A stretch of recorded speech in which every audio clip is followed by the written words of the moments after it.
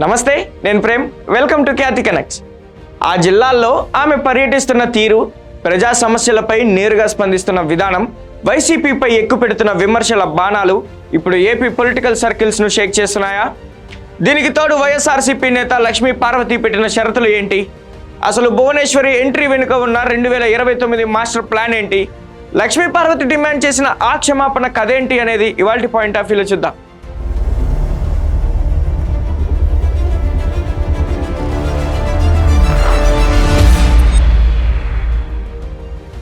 నారా భువనేశ్వరి రాజకీయ అరంగేట్రంపై వస్తున్న ప్రచారంపై వైఎస్ఆర్సీపీ నేత లక్ష్మీ పార్వతి చేసిన వ్యాఖ్యలు ఇప్పుడు ఏపీ పాలిటిక్స్ ను ఉలిక్కిపడేలా చేస్తున్నాయి. భువనేశ్వరి రాజకీయాల్లోకి వస్తే తాను స్వాగతిస్తానంటూనే ఒక కండిషన్ పెట్టారు లక్ష్మీ పార్వతి. ఎన్టీఆర్ కుమార్తెగా ఆయన ఆశయాలకు విరుద్ధంగా సాగుతున్న కూటమి ప్రభుత్వం చేస్తున్న తప్పులకు ముందుగా ప్రజలకు క్షమాపణ చెప్పిన తర్వాతే భువనేశ్వరి రాజకీయాల్లోకి రావాలని డిమాండ్ చేశారు. ఆనాడు తండ్రి ఎన్టీఆర్ నిర్ణయాలకు భువనేశ్వరి మద్దతుగా నిలిచి ఉంటే ఆయన మరికొంతకాలం బతికేవారంటూ అత్యంత ఘాటైన వ్యాఖ్యలు చేశారు లక్ష్మీ పార్వతి. లక్ష్మీ పార్వతి వ్యాఖ్యలు ఎలా ఉన్నప్పటికీ గ్రౌండ్ లో జరుగుతున్న పరిణామాలు మాత్రం సరికొత్త చరిత్రకు సంకేతాలు ఇస్తున్నాయి. గతంలో ఎన్నడూ లేని విధంగా నారా భువనేశ్వరి పర్యటనల్లో వేగం పెరిగింది. జిల్లాల్లో విస్తృతంగా పర్యటిస్తూ మహిళలతో నేరుగా మమేకమవుతున్నారు.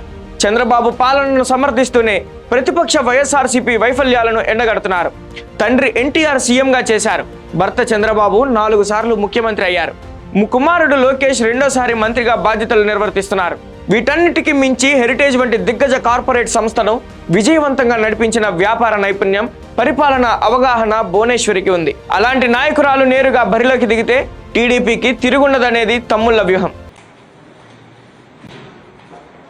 కుమార్తెవి, మేము గౌరవంగానే అడుగుతున్నాను. నేను ఒక్క సమాధానం చెప్పమ్మా. నువ్వు నిన్ను చట్టసభ అంటే శాసనసభలో ఎవరైనా అవమానం చేశారా?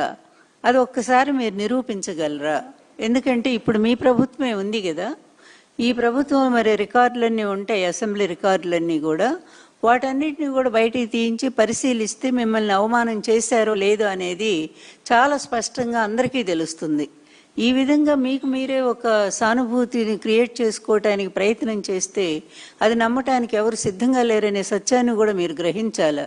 ఎందుకు ఊరికే నోరు ఉంది కదా అని చెప్పి అబద్ధాలు ప్రచారం చేయటం ఎందుకమ్మా? నువ్వు ఎన్టీఆర్ కూతురు అనే సంగతి నువ్వు మర్చిపోబాక. అది చంద్రబాబు లోకేష్ వాళ్ళిద్దరు మాత్రం అబద్ధాలకి ఒక పేటెంట్ లాగా అయిపోయారు. ఇప్పుడు ఆ కోవలో నువ్వు కూడా చేరుతా ఉన్నావని తెలుస్తూ ఉంది. అదొక్కసారి ఆ రికార్డును పరిశీలిస్తే వాస్తవం ఏంటనేది బయటకు వస్తుంది. నిజానికి నీ వ్యక్తిత్వాన్ని, నీ క్యారెక్టర్ మీద నిందల్ని ఈ ఊరు వాడ మొత్తం ప్రచారం చేసింది నీ కొడుకు, నీ భర్త. నువ్వు ఫస్ట్ ఎవరిని నియంత్రించాలా? నువ్వెవరిని నిందించాలా? వాళ్ళని ఆపాలా?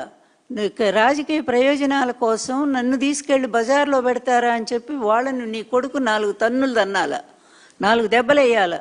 ఇట్లాంటి పిచ్చి పిచ్చి ప్రచారాలు తల్లి మీద ఎవరైనా తీసుకెళ్తారా జనంలోకి అని చెప్పి?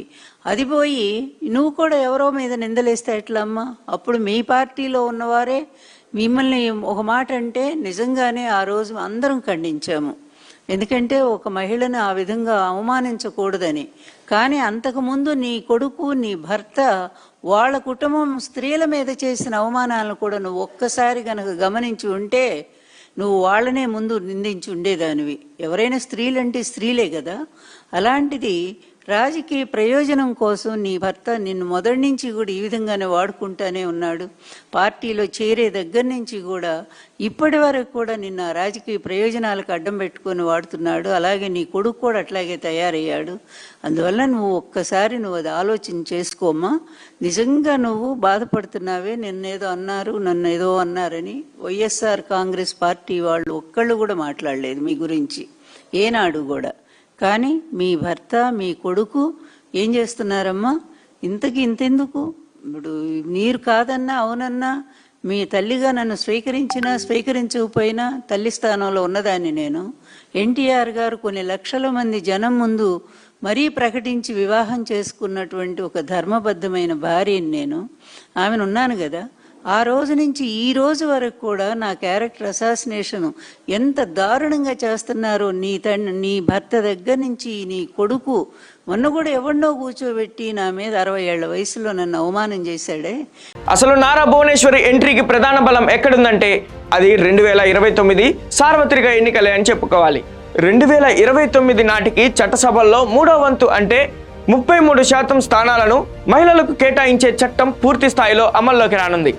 ప్రతి ప్రధాన పార్టీకి భారీ సంఖ్యలో సమర్థులైన మహిళా నేతల అవసరం రాబోతుంది.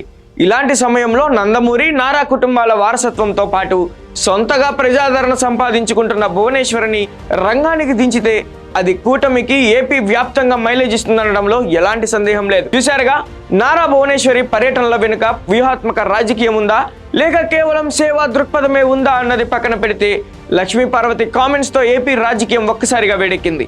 2029 నాటికి నారా భువనేశ్వరి ప్రత్యక్ష ఎన్నికల బరిలో నిలుస్తారా? లక్ష్మీ పార్వతి లేవనెత్తిన విమర్శలకు టీడీపీ ఎలా కౌంటర్ ఇస్తుంది?